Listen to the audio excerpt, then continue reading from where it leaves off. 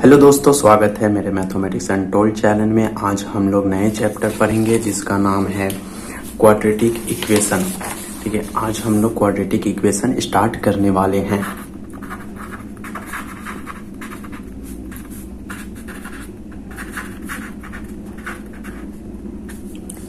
ठीक है, quadratic equation समझने के लिए पहले हम इसका कुछ डिफिनेशन समझते हैं कि इसका डिफिनेशन क्या होता है। An equation which has degree 2 is called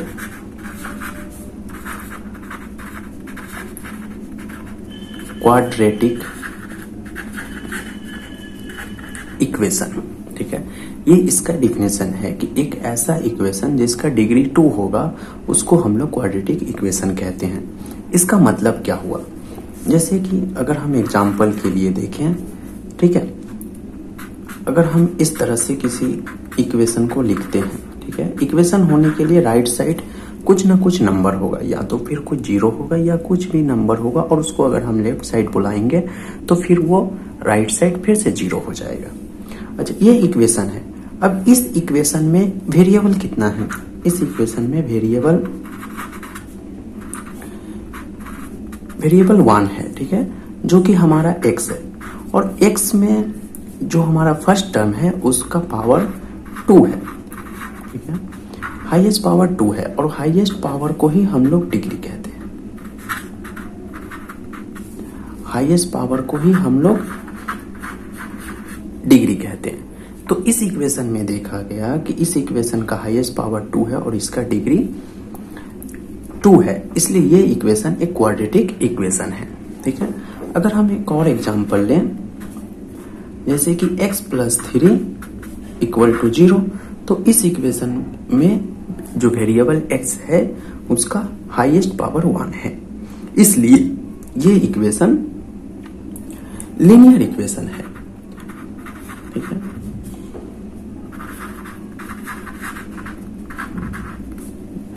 तो इस तरह से हम लोग जिस इक्वेशन का डिग्री 2 होगा उसको हम लोग क्वाड्रेटिक इक्वेशन बोलेंगे। ठीक है, अब क्वाड्रेटिक इक्वेशन का हम जनरल फॉर्म का बात करते हैं। उसका जनरल फॉर्म क्या होता है? कोई भी क्वाड्रेटिक इक्वेशन आपको इस फॉर्म में दिखेगा। ठीक है, इस फॉर्म में यहां पे a क्या है? a कोफिशिएंट ऑफ x² है।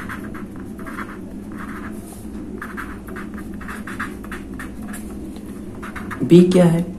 b कोफिशिएंट ऑफ x है, और जो हमारा c है वो कोफिशिएंट ऑफ x का पावर 0 है, जिसको हम लोग x0 भी बोलते हैं।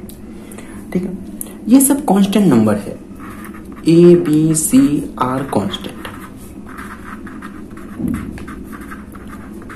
कांस्टेंट बोलने का मतलब है कि कोई ना कोई नंबर हो सकता है। ठीक है, जितना रियल नंबर है डेट इज हम बोल सकते हैं कि a b और जो c है वो रियल नंबर से बिलोंग्स करेगा। ठीक है, जैसे कि हमारा एक रियल नंबर रियल लाइन है, रियल लाइन होता है 0 और इधर इंफिनिटी और इधर -इंफिनिटी, तो इसमें हमारा a b c जो है वो रियल नंबर से लाई करेगा। ठीक है, तो इस तरह का इक्वेशन जो होगा उसको हम लोग क्वाड्रेटिक इक्वेशन बोलेंगे। इसका कुछ और एग्जाम्पल देखते हैं, जैसे कि 3x² + 5x + 9 = 0। ये सब एग्जाम्पल हो गया हमारा क्वाड्रेटिक इक्वेशन का। ऐसा बहुत सारा एग्जाम्पल हो सकता है। अच्छा, तो हमने क्या सीखा? डिफिनेशन सीखा। डिफिनेशन से हमने क्वाड्रेटिक इक्वेशन बनाना सीखा और उसका जनरल फॉर्म सीखा। तो कंडीशन क्या है कि कोई भी इक्वेशन क्वाड्रेटिक इक्वेशन होगा, उसका क्या कंडीशन है? कंडीशन ऑफ क्वाड्रेटिक इक्वेशन, उसका क्या कंडीशन है? उसका एक कंडीशन है, वो कंडीशन क्या है कि a is not 0। इसका मतलब क्या हुआ कि a is not 0? इसका मतलब हुआ कि अगर आप इस इक्वेशन में, ठीक है, अगर a का वैल्यू 0 पुट कीजिएगा, ये हमारा इक्वेशन है, जनरल इक्वेशन है। अगर हम इसमें a का वैल्यू 0 पुट कर देंगे तो हमारा 0 × x² + bx + c = 0 हो जाएगा। तो हमारा एक्स स्क्वायर का टर्म खत्म हो जाएगा। इसलिए ए हमारा 0 नहीं होना चाहिए। ठीक है, ए हमारा 0 नहीं होना चाहिए। बी 0 रहे, सी 0 रहे, उससे कोई फर्क नहीं पड़ता है, लेकिन ए 0 नहीं होना चाहिए। अगर ए 0 है तो वो क्वाड्रेटिक इक्वेशन नहीं है। ठीक है, जैसे यहाँ पे 3 है तो ए का वैल्यू है 3। ठीक है, और 3 0 नहीं होता है।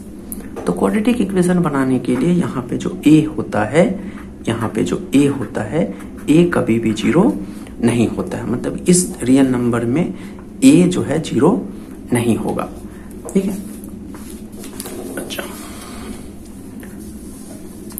अब आगे देखते हैं, कुछ और प्रॉपर्टी देखते हैं क्वाड्रेटिक इक्वेशन का।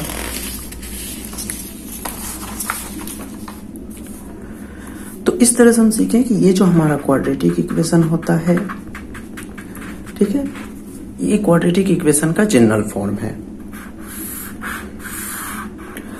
अब हम कुछ और देखते हैं।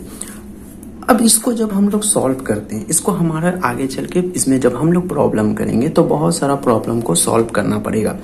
ठीक है, तो सॉल्व करेंगे तो हम आगे चल के देखेंगे कि इसका 2 आंसर आता है। तो क्वाड्रेटिक इक्वेशन में, क्वाड्रेटिक इक्वेशन हुआ, ये जो चैप्टर है हमारा अलजेब्रा का पार्ट है। ठीक है, तो अलजेब्रा का एक लॉ होता है, इसको हम लोग बोलते हैं law of algebra. Law of algebra क्या कहता है कि एवरी इक्वेशन हैज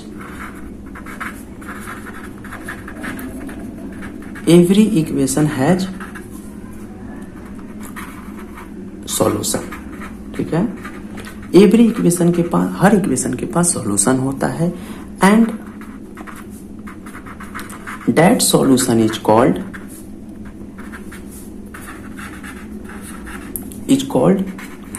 रूट्स।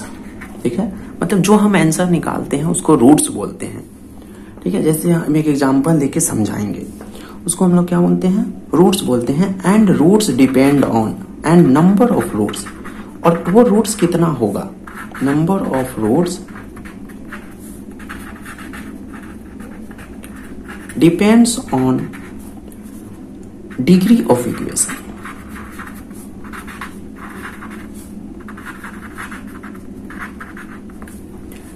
इसका मतलब क्या हुआ, जैसे हम एग्जांपल लेते हैं, ये एक इक्वेशन है।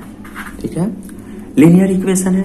अब इसका सॉल्यूशन होगा। सॉल्यूशन का मतलब कि जब हम इसको सॉल्व किए तो हमारा एक आंसर आया x इक्वल टू -3।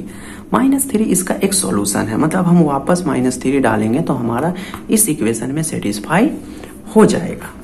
ठीक है, सेटिस्फाई हो जाएगा तो हम इसको सॉल्यूशन बोलेंगे, और इसको मैथमेटिक्स में हम रूट्स बोलेंगे। तो नंबर ऑफ रूट्स कितना है,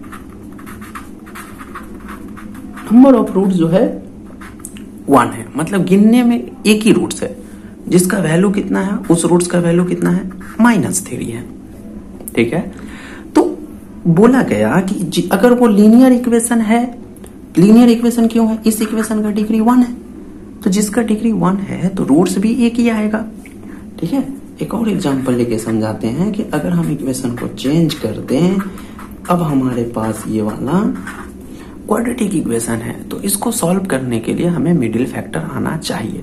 अब ये क्वाड्रेटिक इक्वेशन है तो आप देखोगे जब इसको मिडिल फैक्टर से सॉल्व करोगे, ठीक है, जब हम सॉल्व करेंगे तो हमारा यहाँ पे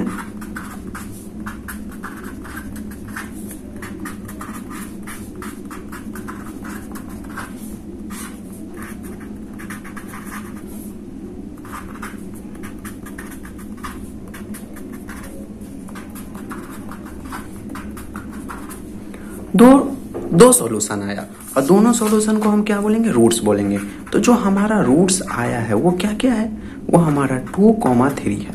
ठीक है, तो नंबर ऑफ रूट्स कितना है, ठीक है, तो नंबर ऑफ जो रूट्स है वो 2 है, एक 2 है और दूसरा 3 है। तो इसलिए हम बोल सकते हैं कि इसलिए लॉ ऑफ अलजेब्रा बोलता है कि एवरी इक्वेशन है solution and that solution is called roots and number of roots depend on degree of equation. Therefore हम लोग बोल सकते हैं कि नंबर ऑफ रूट्स जो हमारा वो डिग्री ऑफ इक्वेशन के बराबर होगा। ठीक है, डिग्री ऑफ इक्वेशन के बराबर हुआ। तो इसलिए जब हम लोग क्वाड्रेटिक इक्वेशन पढ़ रहे हैं तो क्वाड्रेटिक इक्वेशन का डिग्री कितना होता है? डिग्री 2 होता है। तो अब हम लोग समझ पाए कि जब डिग्री 2 होता है तो हम जब हर क्वाड्रेटिक इक्वेशन को सॉल्व करेंगे तो हमारा आंसर कितना होना चाहिए? 2 होना चाहिए। ठीक है, तो जब अब हम आगे यहाँ पे कॉन्सेप्ट दिए कि हम अब इक्वेशन को जब भी सॉल्व करेंगे तो दो रूट्स होगा। ठीक है, तो अब हम लोग आगे नेक्स्ट वीडियो में कुछ इंपॉर्टेंट प्रॉब्लम सॉल्व करेंगे जो कि हमारा वेस्ट बंगाल के बोर्ड के सिलेबस में है और जो वेस्ट बंगाल के एग्जाम में आता है। थैंक यू मेरे वीडियो को देखने के लिए। आप लोग मेरे वीडियो को सब्सक्राइब कीजिए, ज़्यादा से ज़्यादा सब्सक्राइब कीजिए। ठीक है, धन्यवाद आप लोगों को।